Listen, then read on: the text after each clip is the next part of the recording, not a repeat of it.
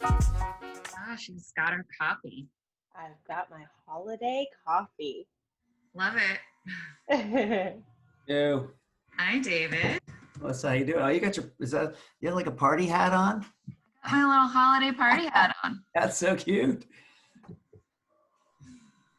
Well, It's a holiday social, so I decided to be festive. I got a green shirt on and a festive All right. mug. All right, I like it. Done. Well, it's actually Jody. government at Hey, Beth. Hi. Hello.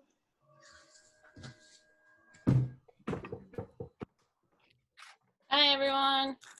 Hey. Hello. Hi. Trying to make sure I admit everyone. Does anyone know how to get rid of having to admit people in the waiting room? No, It's like- unfortunately, Zoom mandates either a password or a waiting room. Oh, that makes Oh. sense. Okay. And it's easier to let people in than to. Yeah, password. Yeah, that's like a whole other thing. I agree. Mhm. All right. Well, some more people are in the waiting room, so I'll let them in. All right. Yeah, maybe So give it. excited. We have a crowd today. I This know. is exciting. We had like Yay. 60 people sign up, but sometimes stuff comes up, so I don't know if that many people will join. Yeah.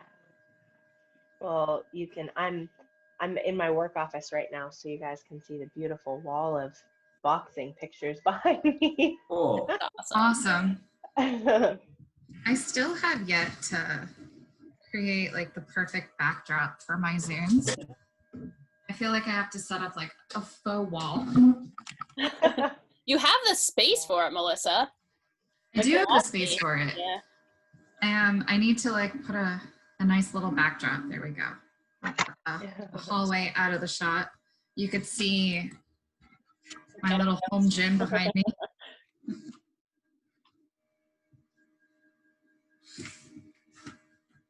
Yeah, we know about your home gym because you slay us every weekend. That's awesome.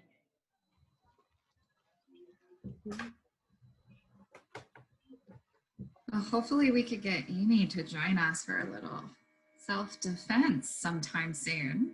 Kind of excited Yeah. about that. yeah. Yeah, we were talking about that. I'd love that. Yeah. If I open the door right now, you would hear a lot of noise because we have a boxing class coming up pretty soon. You gotta love working at a gym. Always something going on. There we go. We got my festive hat now.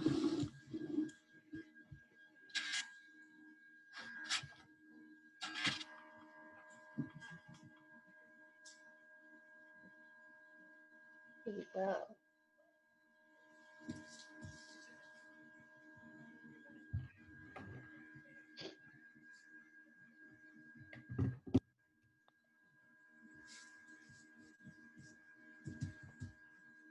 How's everyone's Friday going? Good? Good so far. Yeah. Yeah. It's a beautiful day here in Nashville, just cold. We woke up to frost, and people here are not used to frost on cars, so it was a shock for this morning. Yeah, I'm in Florida too, and it's pretty cold. Well, it's not pretty cold compared to New England, but everybody's in like their winter Yeah. jackets. Yeah. You're like, it's freezing. It's so Yeah, funny. I know. Yeah, my You guys are family like swimming in the beach. Yeah, Yeah. no, seriously, we're like the only people swimming. We went swimming like a couple of times, and it was literally just us. We clearly look like we're from New England. Oh, Yeah, we my got family has like 2 6 feet of inches. snow here. So Oh my god, yesterday, that's a lot. Where are you, David? I'm in Vermont. Well, So, that will do it. yeah, There you we go. haven't had any, and it made up for lost time. Like two full, at least, and maybe more. Maybe like it was maybe like 36 Beth inches. seems excited about It it. was crazy. Wow, And yeah. this is my first year as an amputee doing shoveling. So that was a cool adventure. Like always something new. Go ski, man. Go ski. I like the adjective cool. I mean, you know, everything is, you get to relearn things that you never thought you'd relearn. I never thought I'd have to relearn how to shovel. So I'm like, yeah, right, Yeah. there you go. It's a lot of, especially when you feel like you're going to slip on like ice or snow, just like getting used to that footing is Or always fun. There's, your knee collapsing. I'm an above amputee, so my knee, you know, yeah, I took that step and my knee just collapsed. Luckily, there's a ton of snow, so I just wiped out in the snow and lots of wiped it off. powder. So, and if you look at it as exercise, it was a great workout. Like I'm really pushing that leg to, you know, get in Yeah. shape. So, Well, 2 feet with 2 real legs is a great workout. So yeah, that plus the learning of that is yeah, quite the workout for sure. and an adventure. So, Yeah. but Nashville, I mean, Nashville is one of my wife's favorite places on earth. So, Yeah. I love It's a fun city. your posts about Nashville are always really welcome. Yeah, I mean I love it here. I've been here like 6 years now, and it's a city, but it doesn't really feel like a city in a lot of Yeah. ways. It feels like a big town. Yeah, you can go to, you want to go somewhere there, you can get there and have that experience. And Yeah. Yeah. Yeah, everyone feels it feels like everyone knows everyone, almost like a very local feel when you go out. yeah. I enjoy it a lot. Do you do a lot of music down there? Do you go see music? I mean, obviously not right now as much. It must be awful. Not in 2020, yeah. Yeah. But usually, yes. I actually studied music in college. And Oh, you so did? Oh, cool. I did, yeah. So I love being around that. A lot of my friends are songwriters and artists down here. So there's always some concert or writers round or something to do here, which is a huge draw for me, like to be able to live here. I had that experience when we were there. Went to Tootsie's and you know, had, Yeah. you know, home of bluegrass or whatever, where bluegrass is founded, sort of thing. And Yeah. yeah, it's just, you could feel all that. It's great. Yeah. Mm-hmm. All right, so I think most of the people in the waiting room are let in. If people join, we'll just welcome them as they come. But I say we get this community social off to a start. So first of all, I want to thank all of you for taking a break out of your busy Fridays. Usually Friday's a little bit of a push to get to the weekend. So thank you for clearing your schedule and joining us. And this is our holiday community social. So I decided to get festive, and Amy has her holiday brew coffee and we are all ready to go. So welcome to the Liner One Community Social. I am super excited to be able to have Amy come on today. As an adaptive athlete myself, I followed her on social, and we had an opportunity to kind of sit down virtually the other day and get to know each other a little better. And I hope that all of you will get to know Amy a little more by the end of our social. So I'm going to go back and forth with some Q&A. I want you guys to save your questions, and we'll leave ample time at the end for some open discussion where we could all ask Amy those burning questions that we had while we're getting to know her a little better. So Amy, above all things, is a coffee lover, a music enthusiast, an adaptive boxer, and operations manager at Title Boxing in Nashville, Tennessee. And oh, she does all of this on one leg. We are so excited to have you with us today to talk about how we can all stay motivated as we head into this new year. And like many of you, I am hoping that 2021 is a little better than 2020. It definitely threw us a few curveballs. So Amy, do you mind sharing with us what PFFD is and what it was like growing up without a leg? Yeah. So PFFD is a birth defect. So essentially there can be multiple levels of it, but what it generally means is that you're born without a part of your femur bone. For me, it can range. I actually don't have a large part of my hip bone or my femur. So I have never had an amputation. I have an above knee prosthesis and it goes all the way up to my hip. But there was never a clean cut. For lack of a better way of saying it. And so with PFFD, sometimes, you can have like a part of your limb that would have been there if the femur was fully developed, or depending on what extent that you have of the birth defect. So my prosthesis does go all the way up to my hip. Okay. For some of the other above knees in the room, do you mind sharing what componentry you have? I know everybody's always curious as to what ankle or what knee somebody uses. Yes. So as far as my knee for everyday use, I use the Ottobock Sea Leg 4. So I've had that. I've used that for about 3 years. Actually, right before that, I was using the Plie 3 by Freedom Innovations. But I've had most recently for boxing and everything, I've really loved using the Sea Leg 4, just with features that it has. My foot, I use the Extortion. I always mess it up. It's by Oser. I think it's the Extortion 3. I have to like look up the specific one. That's so awful. But I've always used a foot by Oser. And for my everyday. And then I also have a running blade, and that's by Oser with the Total Knee paired with that when I want to run. Awesome. Yeah, I know people are always curious as to what componentry you have and how which different components are able you to accomplish different goals. Yeah, yeah, absolutely. So when we were talking the other day, you said that you grew up never actually meeting another person with a prosthetic until you moved to Nashville. So what was it like growing up, not ever being a member of the adaptive community until later in life? Yeah, to an extent. I mean, I grew up in a very small town in Pennsylvania, so the hospital I went to for like checkups and things wasn't too far. It was about an hour away. Now, of course, living in Nashville and having clinics everywhere, I realized that was a bit of a drive, but I know some people have much further drives to reach their clinician.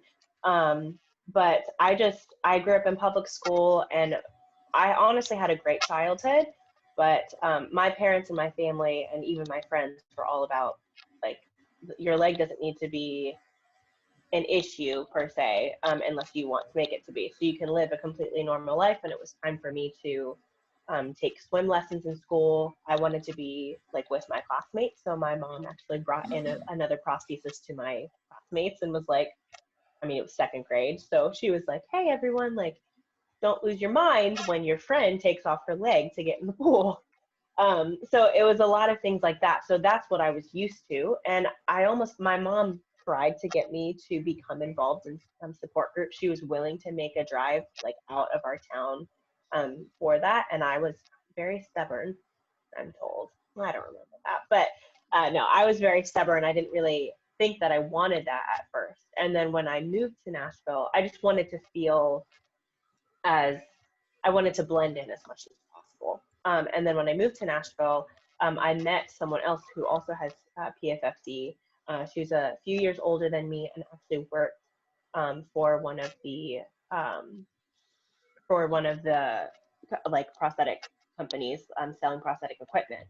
And so that was the first person I was telling you, Melissa, the other day, just that first conversation with her. I had a question about the knee because I was getting a new prosthesis made, and she was just giving me a hypothetical. I don't even remember what it was, but she was like, oh, you know that feeling where you're about to turn and you initially want to do this, but you know you're supposed to do this. And it was the first comment that anyone had ever made. I was 23, that anyone had ever made that like got it. I was like, yes, that's exactly what goes through my mind. And no other person has been able to describe that to me before, because they've all had two limbs. Like, they do the best they can based on knowledge, obviously, but you don't know unless you know. And from that point on, I was like, I want to get involved in this community. So being able to be on social media and like meeting other amputees or people just that use a prosthesis, I found it so helpful, because you find that you're not alone, and you just get like practical advice and see what other people do and can, use that to help your own journey. It's been amazing. In retrospect, do you regret not embracing the adaptive community earlier on in your journey? Good question. I think in some ways, yes. I look at my journey and I wish that I had more confidence in myself when I was, especially like high school and college. I was a pretty like outgoing kid. I just never wanted to do anything with sports. But the older I got, like I can probably count on like both hands the amount of times I ever worked out in public until I moved here. I always wore long pants. It'd be 100 degrees outside and I was at least wearing capri pants. And just like things like that. And I think that me being involved in an adaptive community would have made all of that feel less awkward. Like just seeing that as like a normal part of life would have let me embrace that sooner. So I don't necessarily regret my journey, but I do think that being involved would have made me find confidence and find this whole fitness journey a lot sooner. Yeah, but as we were talking the other day, I shared with you that I was born with a congenital club foot, and I don't have any regrets in my own journey, but I really wish that I had been introduced to the world of adaptive sports and the adaptive community earlier on. I mean, we were both born adaptive athletes. We just didn't really know it.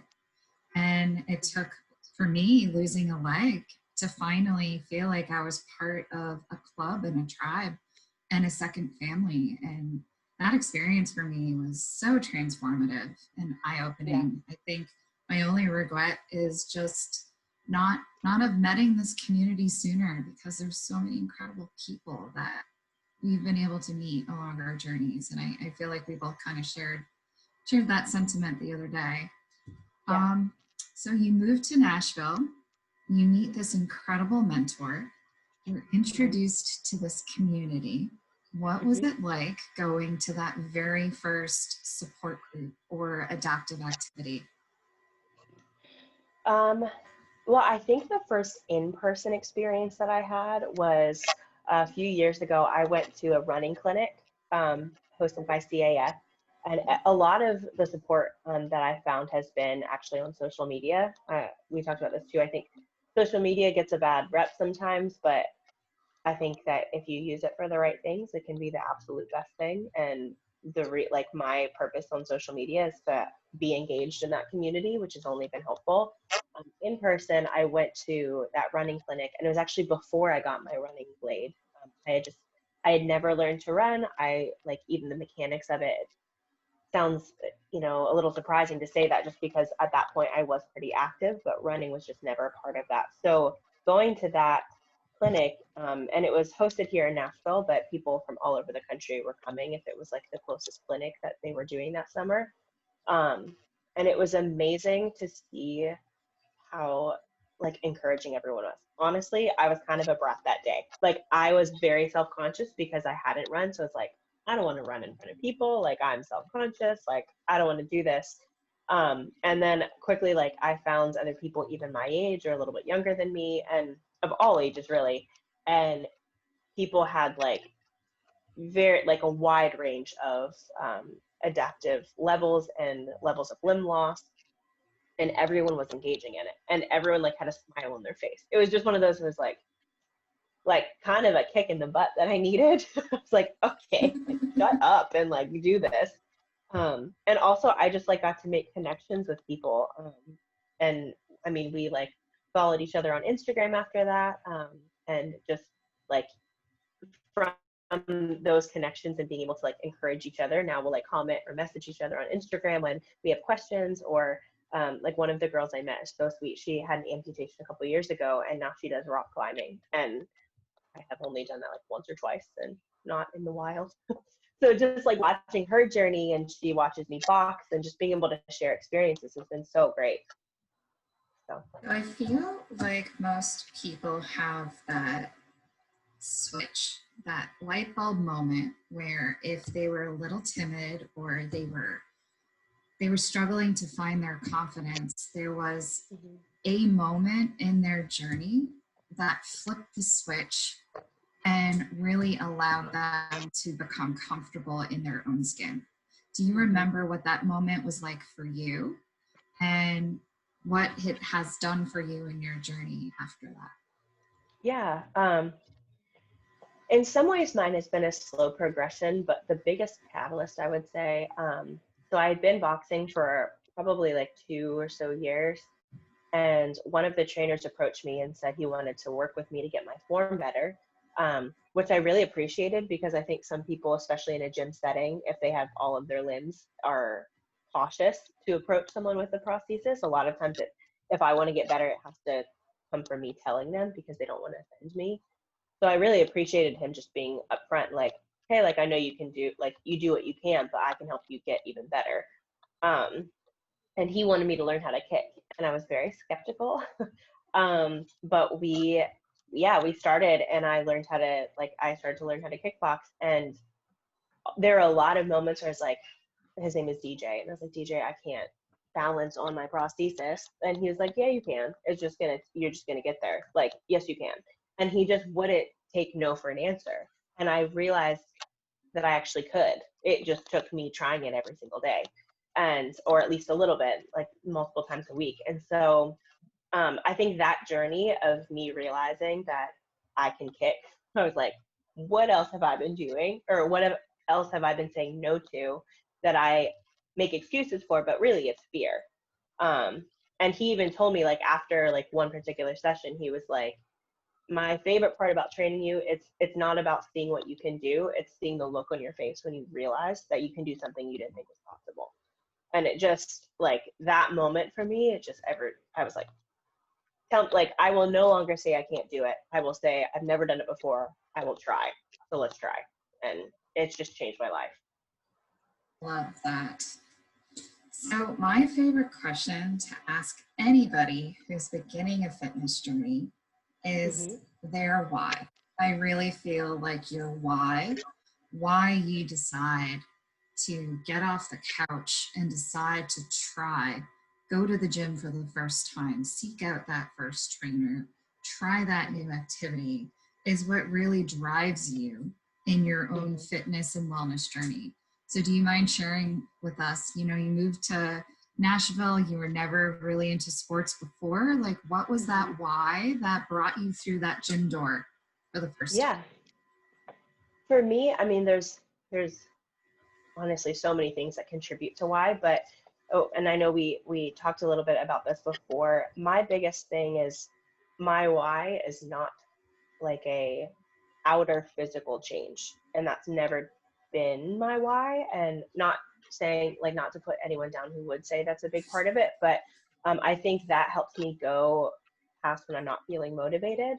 My change gradually is seeing, like, me working out consistently and getting stronger. I've noticed a change in my overall level of like well-being as a person with a prosthesis.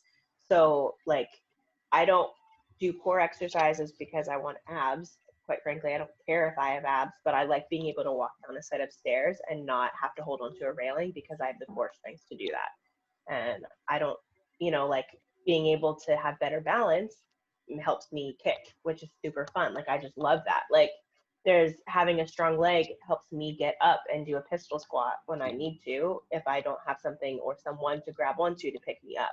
Like, those things, just like the practical applications of, like, oh, this is helping me. All of my single leg mountain climbers helped me when I went on a ski trip with my friends and we went sledding and I had to crawl up a hill. I was like, oh, this is why I do those. Because it requires more energy. That's just like a fact. Like, if you're an amputee or you use a prosthesis, you are going to have to use more energy than someone with all of their limbs to do the same amount of work.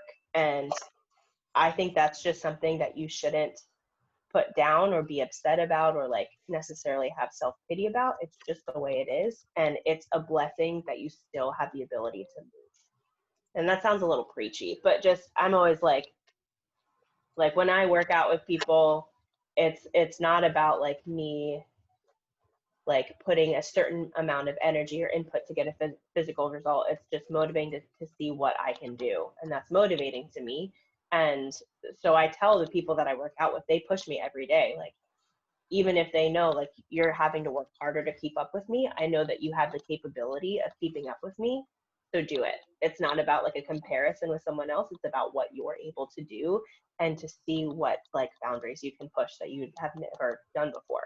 And that is just, it's been just a cool experience to see that in like all levels of fitness, even if you're like just starting out, to do, one more pistol squat that you never thought you'd do before, like, or one more regular squat with your prosthesis. You know, all of that is just like such a euphoric feeling. You just want to keep doing it. So I could not agree more. So, of all of the athletic endeavors that you could have pursued, you choose one that honestly I've never tried. I really want to try, but I think truly is one of the more challenging. So, why boxing? For me, to start, it was just something like my friend was like, hey, there's a boxing gym. They have a discount going on. You want to try it? And I had never, like, at that point, I was like working out a little bit because I felt like I needed to, but I hated it. So it was the first workout that I found was fun, and that it was in a, like, I don't go to a sparring gym. If I do personal training, that's more like contact, but in a class, it's just me in a bag. So I realized no one else was looking at me. Like, the trainer would come help me if I asked for it, but it was like me in my zone. I didn't have to feel self-conscious. I didn't have to look to the person next to me. It was just me versus me. And I got to sweat and have fun and not think an hour has passed. It was just me just like punching and getting out stress. And I was like, oh, this is done. And I didn't feel like an amputee working out. I just was working out. And it was like, there wasn't any fear of comparison. And then when I started, it was definitely like a certain level, like I hadn't been working out. Like, I was super tired in classes, but it was still fun. And then the longer that I did it, and the more confident I got, the more that trainers saw that progression and were willing to come up to me and be like, okay, like, you got this part down, that's awesome. Now let's fix your form and like even like make you better. So you're not like one of my absolute pet peeves is like, you're doing great for someone who has like prosthesis. Like, don't give me a participation medal. I want to be good, and I want to be better than, like, if I'm working hard, I want to be good. So it's like, no, I'm not good for like someone with a prosthesis. I can do this well, period. And so that's like being able to do that progression with just me and myself. If I work hard, golden, loved it. So yeah, you just touched on it, but in our community, it's called inspiration porn. Like, I'm at the grocery store and I could carry my bags out to the car without asking one of the baggers to help me. And sometimes I'll be approached by people and they're like, God bless you that you're able to carry your groceries. Good job. And it's just, in some ways, it's almost infuriating. I'm like, I'm just getting groceries. So what are some experiences for you? And have you been able to transform those into teaching moments? Yeah, I think for me, I used to get very offended, especially when I was younger. I used to have a cosmetic cover for my prosthesis, so I'd get a lot of questions because I would limp and people would see something was different, but they didn't necessarily know it was a prosthesis, especially in like my small town where you didn't see anyone like that. So I would get a lot of like, are you okay? Can I help you? Now that my prosthesis is out, I see a lot of people, like, good job, or like, God bless you, or can I pray for you, or something. And like, there's usually a moment where I'm like, you don't even know. But then I try to put myself in their position and realize, like, 99.999% of the time, it's coming out of a good place. And they mean well. They mean to give you a compliment, even if, like, chances are they don't know anyone else with a prosthesis. And the people that do don't coddle like that. Like, the people that I talk to that have a sibling or a friend with a prosthesis don't approach me like that. So it's just, I think it's a lack of them knowing. And so I just thank them. And if I get the opportunity to talk to them, then I get to say, like, yeah, it's been amazing. Like, there's not really much you can't do with technology. So, like, I boxed, and like, just letting them know, like, yeah, like, that's, you don't have to limit yourself. Like, thank you for offering to help me, but I'm okay. And I think that, honestly, that was one of the biggest reasons why I started my social media account in the first place. I love being able to connect with amputees, but initially in my mind, it was more for people that just don't have any daily connection with people with amputees or prosthesis, because I think it's a really cool subject and people are interested about it, but they don't have a reason to learn about it. And so they don't know how to interact with other people with a prosthesis. So I have had 28 years of all the questions and experiences under the sun. Literally, like, very few things offend me anymore because I've had that for so long. And so it's like, I'm not offended or like affronted to have those conversations. So I'll just have those conversations. And anyone who comes to my page and sees that can know to not coddle the people at the grocery store that you run into. So it's like, this is how you should talk to someone with a prosthesis, not like they're 5. So yeah. Love that. I can't agree more. So, training. What my takeaway from our talk the other day was that you have a different perspective, and one that I share, on trying to maintain balance in your training, your fitness, your nutrition, and life.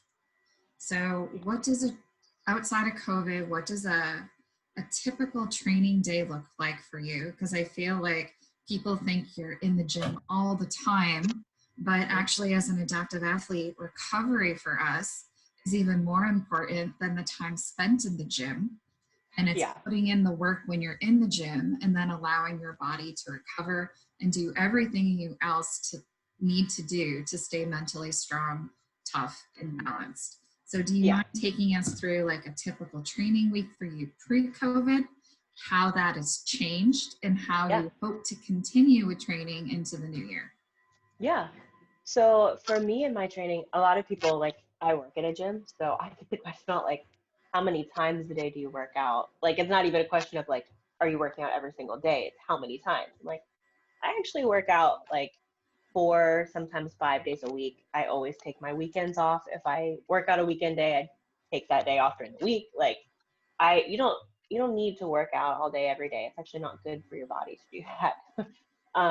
So for me, I mix it up between boxing, kickboxing, and weight training. And so something that I'm not the best at, but I know is very, very important, is stretching and recovery. So I have compression balls and rollers to work out, like especially my left leg, just because that works so much. So like I try to stretch out my hamstring a good bit. But what, like, as far as the actual workouts go, when I'm doing that, I usually take a boxing or a kickboxing class once or twice a week. And that's a 45-minute class, and it's pretty intense. And then sometimes I'll do mitt work with one of the trainers here, which is like, you see pictures of people holding pads, like you're not hitting their face, but you're hitting pads, and it's a lot more tiring than you think, I'll let you know. But when I'm not doing that, I usually do a mix of weights and cardio. So I had never done anything with a barbell before kickboxing because it was, again, something that I thought I wouldn't be able to adapt well. And after kickboxing, it was something that was like, no, I can. Just tell me how I can adapt. So I work out with my coworkers and we do those workouts, and I've learned how to do things like power clean and deadlift and squat and bench and all of those things, just adapted for my prosthesis. And so those are the workouts. I probably do that usually 4 times a week. And then just cross train between all of that. And that's it. Like, those workouts are anywhere from 30 minutes to an hour. Like, they're intense. When I'm there, I'm there. And then usually to warm up before I do those workouts, I have a running blade. So I'll do some time on the treadmill if it's cold outside, or go outside and run around the gym. So one of my takeaways from your training schedule is you said that you recently got a running blade in March. And what I appreciate most about you is you are super consistent. So do you mind explaining how you started to break in that running blade? I know that there are some people in the audience, and probably some people that will watch this down the line, that have a running blade and they're trying to build up their endurance and tolerance. So can you explain how you started to do that? Yes. So for me, I had never even done like the mechanics of running before. So I think when you have a running blade as an amputee, especially if you haven't done that before, you need even better form than a person with 2 legs can get away with. Like, a person with 2 legs doesn't necessarily have to use their arms or anything like that to run well, because they can use both of their legs. When you have a prosthesis, you have to use so much of your energy, like, to gain momentum. You need to learn like the mechanics. So for me, I personally started like, yes, I ran off of the treadmill, but I ran a good bit on the treadmill to start, slowly, and then gained time. And literally, like at first, I just walked on it, and I learned this motion from like your thumb from your ear down to your hip, like, and then like obviously you're walking opposite of your foot. So this foot's taking a step and opposite. So I would start every session with that consistently, and then slowly started to pick up speed and learned how to like push. Like that's a huge reason why I work out my upper body so much. So I have that momentum to make up for not having even a hip on my right side. And then once I started getting that down, I like that a treadmill makes you keep consistent strides.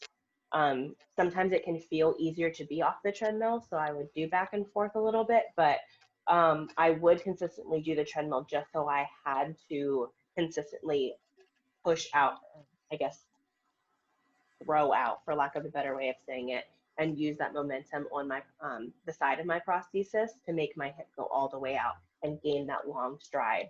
So I wasn't limping quite so much. So it wasn't like all stride on my real side and my prosthesis was just trying to keep up. I was actually striding with both. And so from there, like I would jog a little bit to warm up. I would try like faster sprints at an incline. Also, practically speaking, not to go too long on this, sorry, but No, one this of the is trainers, important. one of the trainers, it was a huge, huge help for me. I actually got on a treadmill, and I took a band and tied the band to the treadmill and then around my back. And I think I have some videos on this even on my Instagram from the beginning part. But I would lean back and tighten my core, because you have to use a lot more core too when you have a prosthesis to have that balance. Lean back and do the same thing. And so as I sped up the treadmill, like that core work and being able to lean back, I got used to not like hunching over. And I put the treadmill at an incline. So then like the more I got used to that and strengthened my core and got used to the stride, then eventually I could kind of like shift myself so I wasn't at an incline. I didn't need the band to keep up with things, but like the band just helped stabilize myself. And it just made me be able to go faster with better form, if that makes sense. I know it sounds weird at first. Like at first you're like, that It doesn't, does. I told the trainers like that makes, like, why would I want to lean back and like all that? And he's like, trust me, it's going to help your core, and then you're going to be able to go forward like a runner would do and have that strength to be able to run with the correct stride. And that helped me a ton. So Okay. So what are your top 3 core exercises to assist with overall health, fitness, strength, and for running, for those that are interested in running again? One for me, planks are a really big one, because I feel like planks, if you have a prosthesis, it's easy to still engage your full core and not necessarily overwork one side. Especially when you're making sure not to bend your back. They help your core, obliques, and your lower back as well. So planks are big. I personally like reverse crunches. And if you're just starting out and you don't want to be at a gym, you don't want your prosthesis on, you can take the prosthesis off.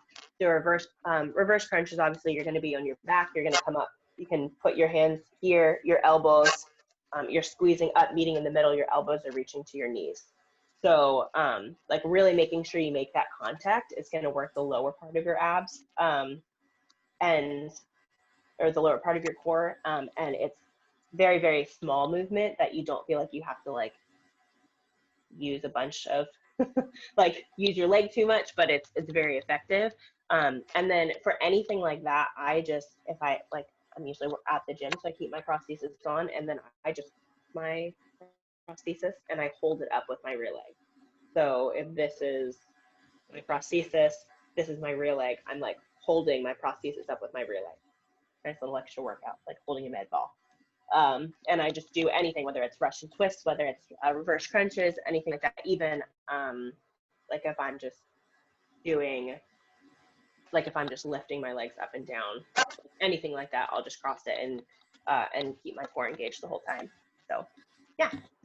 And this is why support groups, community socials are so helpful for those little tips and tricks that make a huge difference in everyday activities. Yeah. Top 3 leg exercises. 3 leg exercises. Squats, huge. I know that we all hate them. I can't speak. I hate them. And this is where I also have a video on Instagram of just, if you have your prosthesis on, whatever level you're at, like learning how to, you can hold on to something and learning, sit down, come up, like holding on to something. Then you can grab, if you don't have like a TRX band or a ring, you can just grab towels and attach them to a closed door and pull up. So obviously, yes, we want to learn squats with your prosthesis and all of that. Sometimes, especially if you have an above knee prosthesis, you can't always equally distribute your weight depending on how far from the ground you're coming up. So that's why I love pistol squats so much. If you have 2 legs, they kind of seem like a party trick. When you have 1 leg, it's like, this is how you're going to get up from the ground. So like pistol squats are important. So just, yeah, in general, very, very much important to get that strength. How you doing, son? Sorry, what was that? Huh? Oh, sorry. Is there a question, Billy? No? Huh? Okay. Oh, we can, if I missed it, come back to that when you have a question to answer. Yeah. But also, I do box jumps or step ups if you don't want to jump. My mom is on here, and she actually, ironically, I used to do box jumps and did not like them because I didn't do it correctly at first, and I hurt my wrist. But since then, I've learned how to do it progressively. I didn't just start with a jump. I just get a low box. You can start, just step up, and then eventually you can jump if you're looking to do that and increase your weight. It just helps with balance. Also, obviously, it strengthens your leg, and it's really a whole body exercise because especially you have to use that momentum to get up to the box. I really like those, and it's a great alternative to lunges because it's going to work very similar muscles, but it's really hard to do an even lunge and like step out. So if you step up, you can still put your weight in your heel, and put your weight in your heel, drive up, and you're still going to use the same muscles or very similar muscles. So lunge or jumps. I'm trying to think what other. I mean, there's so many, like those are the 2 big ones that there's so many variations of them. You can do squats with your prosthesis, pistol squats, step ups, box jumps. Like those movements I think can be very practically applied to things that you're going to have to do in life. Like a step up, if there's a big step or you're trying to skip 2 steps, you're going to do that all the time. So just having the strength and knowing how to put your weight in your heel so you're not falling forward, things like that. So, thank you. Those amazing exercises. Highly recommend that you start in the very beginning stages and work up slowly. And there's plenty of material out there for anybody that's interested in learning how to adapt to all of those movements. Yeah. So, coming to the big question of today's social, you have accomplished so much in a short period of time, and you were very dedicated. What keeps you motivated? What are those 3 or 4 things that are non-negotiables in your life that regardless of the day or how you're feeling, you don't compromise on? And on those days that are really difficult that you just don't want to get out of bed, or it's raining and you're achy, because I think most adaptive athletes are achy on rainy, snowy days. What is it that motivates you to get up and keep pushing forward? Yeah. For me, I'm a very routine-oriented person. So for me to kind of get my mind right in the day, no matter how I start, I always need to start my day with quiet time, even like 15 minutes away from my phone. And you might not think that directly correlates to motivation, but having the correct headspace for whatever you're going to face in the day, especially when you're like a new amputee and you're figuring things out, like David, you had to shovel your 2 feet of driveway, to like get just in the right frame of mind is really important to me. So for me, I'll read or just have that quiet time in the morning, even if it's like 10 minutes, just something, no distractions, no phone, just like think. And then I do, for me, like staying consistent with my workouts. I have like people in my life that keep me accountable.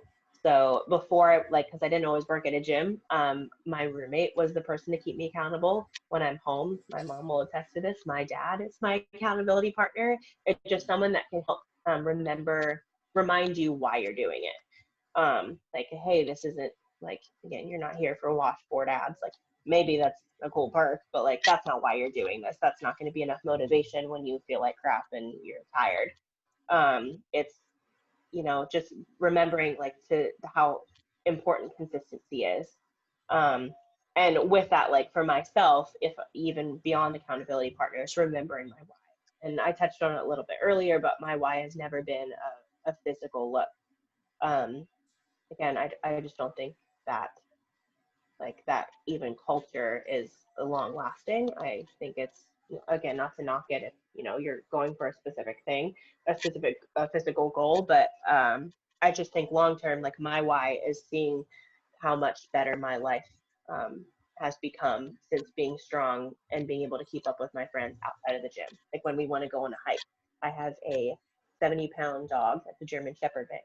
Having the energy to take him on a long hike to tire him out is amazing.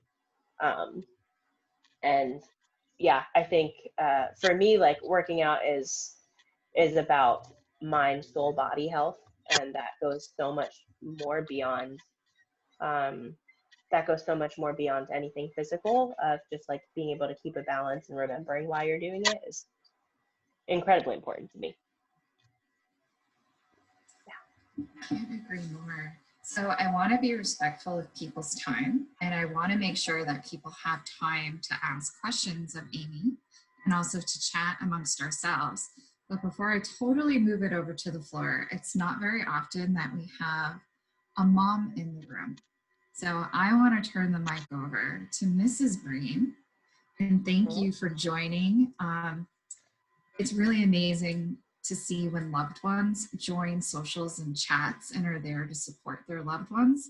So as a mom of Amy, what is probably your proudest moment of raising such a strong and resilient child?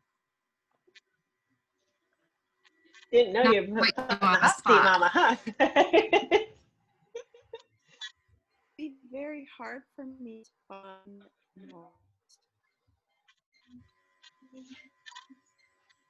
best for us was a family unit.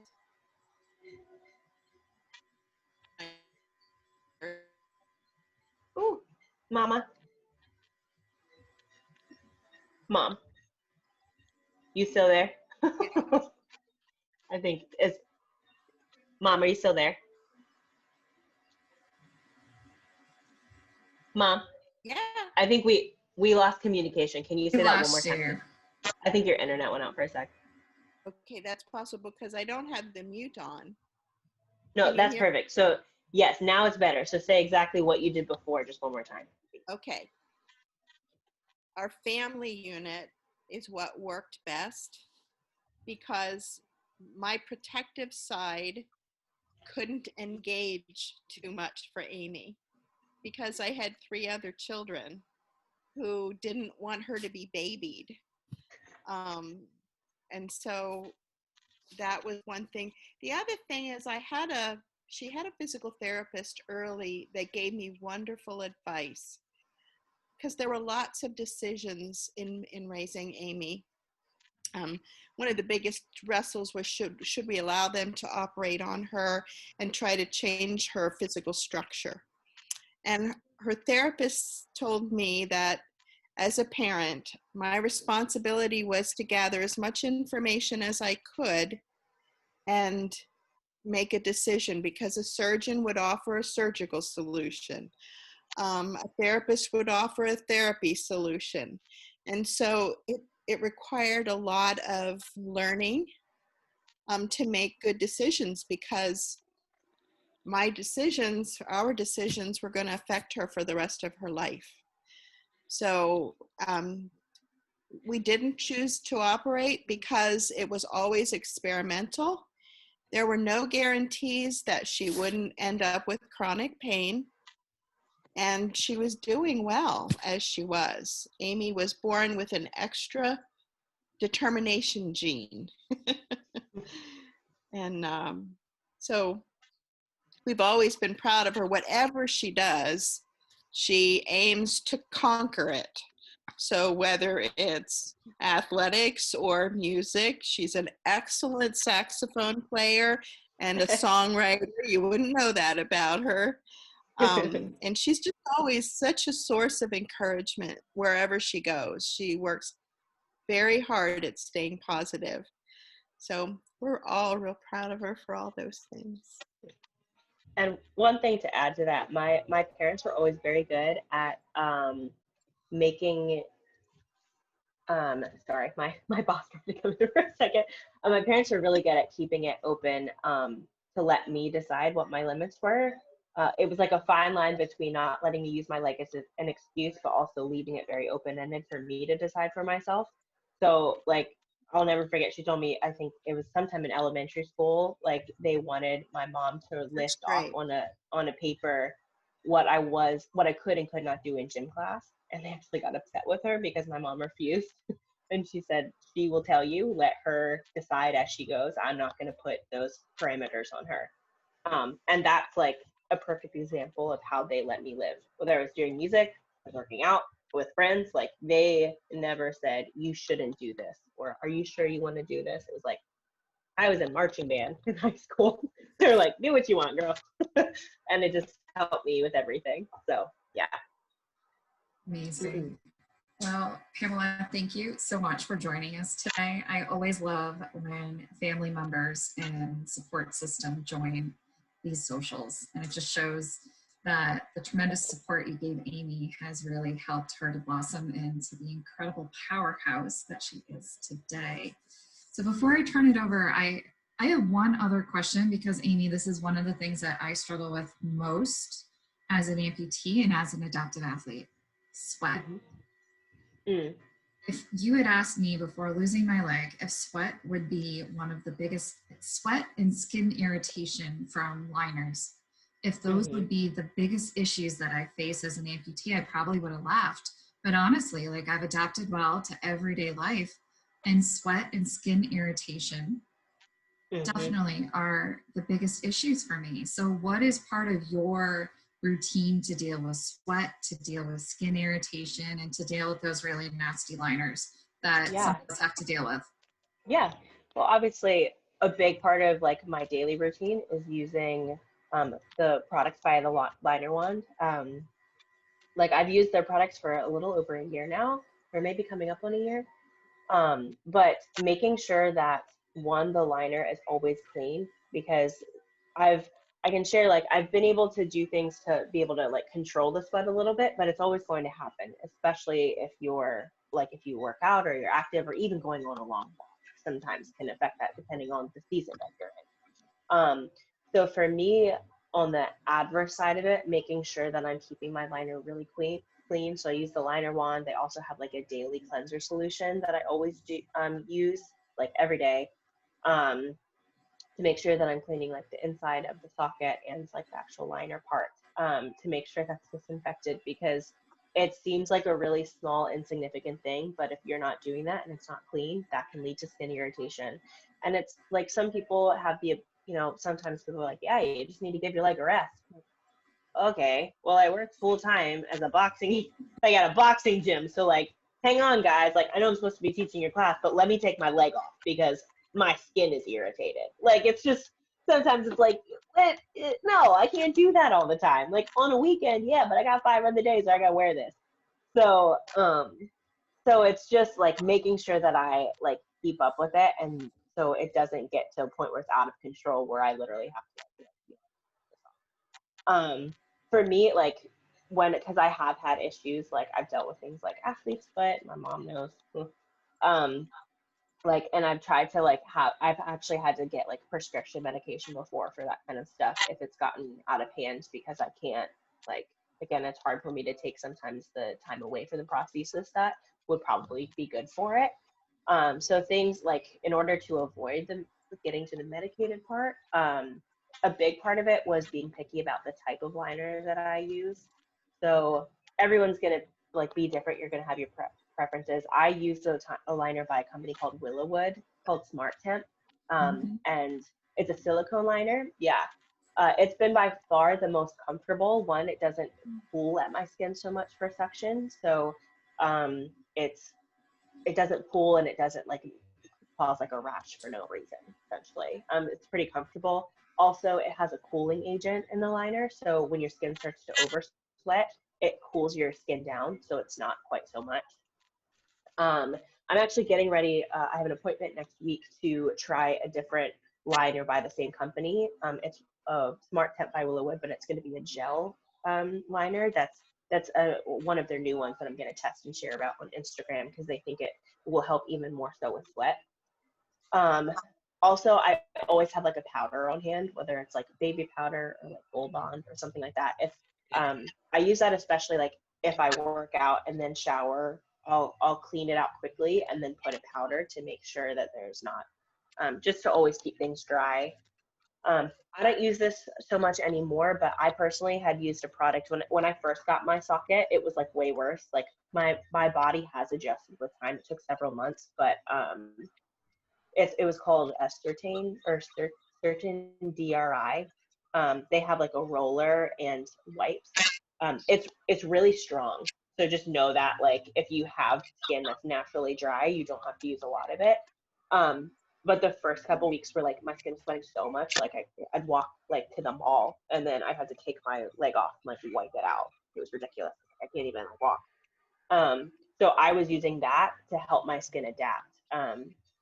And the tendency, I think, to, everyone's going to have different issues. Like, obviously, your skin is going to sweat more in summer and stuff. But I think the tendency is when that happens, people want to back off and, like, don't do as much or, like, not put the prosthesis on, especially if it's new. And I get that feeling because when I got my new prosthesis, I felt that. But I'll never forget a conversation I had with my prosthetist at the time. I was furious with him at first. Like, I went to an appointment and he was like, so how's it going? It had been like 2 weeks. I was like tired, annoyed, exhausted. And I was like, well, it hurts. Okay. Like, how long are you wearing the prosthesis? And I was like, well, at first I could only wear it for like an hour or two a day. And now like I can wear it through work. It's like 9 hours, but then I have to take it off. I was like super frustrated, expecting all this empathy from him. And he was like, okay, well, you just said a couple weeks ago you were wearing it 1 hour and now you can wear it 9 hours. So maybe keep trying and then we'll adjust as we need, but eventually maybe 16 hours won't be that so bad. And I was like, you do this and it's so hard. And I wanted all this sympathy. And I went back and I was mad at him for a couple of days, but I did it as he said. And he was right. My skin adjusted and I made, like, after that, if there was things that were uncomfortable, I went back and was like, yeah, this still isn't right. And he's like, all right, let's fix it. But he was right. My skin adjusted and I could do it with time. So yeah. Okay. Well, with that, I want to open it up to any questions that anybody has for Amy. I thank you so much for sharing your story, and I feel like we really got to know who Amy is today. So thank you for sharing. So any questions from the audience? Yeah, I do. Okay, David. So, Amy, I wanted to thank you for your Instagram post too. I really enjoy your site. I'm in a very small town as well, and it's I don't have a lot of resources here, so it's great to follow you. And I recently met Melissa, and so I found a lot more, and that's really helpful. One of the things you did the other day was you had on your story, you could ask you a question, which I thought was really cool. Loved some of your answers, and I asked one about your running blade, and you had said it takes a lot of time for the mechanics, and then it takes a lot longer for the stamina. Yeah. You know, my anniversary is January 21st, and so I got my first prosthesis in March, and I just got a running blade about 2 months ago now. And you know, I find I can run 50 yards, and then it's like my limb just locks up like a muscle. Yep. How long? I mean, I know you probably already had a lot of stamina from boxing, of course, but how long does it take some people? Honestly, I would give yourself several months, even a year. Like, and I say that, like, you say like, oh, you probably have stamina. I didn't. Like, literally when I started, even still, like, me running a couple yards was like me going from the bottom of a very like slight hill, Right. to the top. And I was like, all right, guys, I'm gonna stop this part of the workout. I'm going inside. But that it's just so different because you're also like, for me, I was working muscles. Like I have a strong left leg because of having this so long, Right. but I never use the muscles like my upper hip on my prosthetic side very much. So it's a combo of like, you're also working muscles that you're probably not used to working if you compensate if you're reeling a good bit. So it takes time. One thing, like the biggest help that I got from people that even without a prosthesis, that are like, even if you have two legs and you're trying to work up stamina, don't try to push yourself in speed the whole time. Let yourself be comfortable at a pace, even if you feel like it's slow as molasses. That's fine. And just work on not necessarily distance, but like, okay, I'm gonna run for 30 seconds at a time. I'm gonna run for a minute at a time. Like, and working that instead of speed, and then you can start to work walk, sprint for 30 seconds or a certain distance, walk and sprint, alternate. And also a big thing for me was not running long periods of time every day. A lot of times I only run for like, because it's so exhausting, like it is really hard on your body with prosthesis. I'll do it like 10 minutes a day and do another workout because that cross train is a lot more effective than you think. So even do it like using weights, or if you're boxing or something, for me, weight training was a really big, big game changer of the stamina and the strength that I gained from using a barbell or dumbbells or kettlebell, and then transferring it to something like boxing. I was so used to carrying weight and strengthening muscles that my stamina with just body weight was a lot easier to transfer that over. So if you're exhausted, like there was a time, actually, so I got my running blade and then I actually stepped off the treadmill incorrectly and tore 2 ankle ligaments back in June. So I had to take a month and a half off for that. And so during that time, it was like I had to do a lot of cross training, and my trainer kind of yelled at me a little bit. He was like, or one of the trainers at the gym, he's like, you were running every single day. You weren't running at all, and now you're running every single day. Like, do other workouts. Don't burn out your day. Mix it up with other things, and it will affect your running. I love that, and I want to give time to other people, but I want a quick follow-up. Is that you run on a treadmill? Do you use a harness or anything, or you just? At first I did. I did the band. So I would take a really thick band, or if you have thin bands, tear them up. And I'm not talking like the stretchy, thin elastic. I'm talking like a thicker, like 3-foot circumference band, and tie it to the treadmill, and then put it behind your back. So I put it on my lower back, and literally it would be strong enough that I would trust that I could lean back on it. Okay. Yeah. Cool. Thank you very much. Any other questions? I know Beth always has questions. I don't have a question. I really enjoyed this, but I do have a comment because I've only been an amputee for 2 years. I'm 61 years old, so. But I've always been a person who's I've always wanted, if something comes up, I'll try anything once. I'm not afraid of trying anything.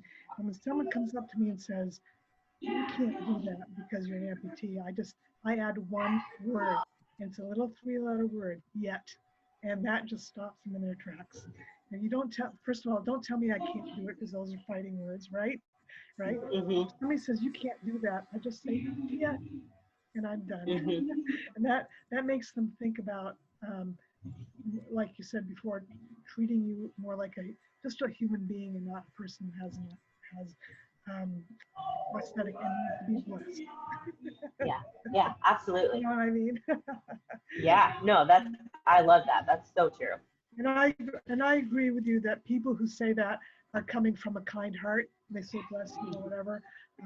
And so I always do the same thing. Yep, they're coming from a place of love and kindness, and that's okay. Yeah. You can sometimes you're not going to get people when you meet them with words, just show them. Like some people are going to get it right away and be like, oh, she's right. Some people aren't going to get it, and then you just do your thing and they'll shut up. Yeah. And you had a great response to when people say you're an inspiration. You know, it's it's like, thank you, yes, that's awesome. All right, I'm just trying to live, but okay. But your response was that you take that as sort of a motivating goal. If people say that you're inspiring, you want to be inspired. Yeah. I think that was really cool. Yeah, it is. I think people always assume when people say that, it's just like a nice pat on the back. Like, oh, like, do you struggle with ego with that? Like, if anything, it's kind of the opposite. It's like, yeah, oh, I'm inspiring. Like, okay, well, I'm gonna go practice. Like, it's just, and then you also, like, it's social media, so you see so many other people doing the same thing, and you don't even have to be like a Paralympian to be inspiring. You can be a new amputee that's like trying something for the first time. To me, that's inspiring. Okay, well, hey, let's do it because they're doing it. So it's like a whole cycle. Yeah. Any other questions for Amy?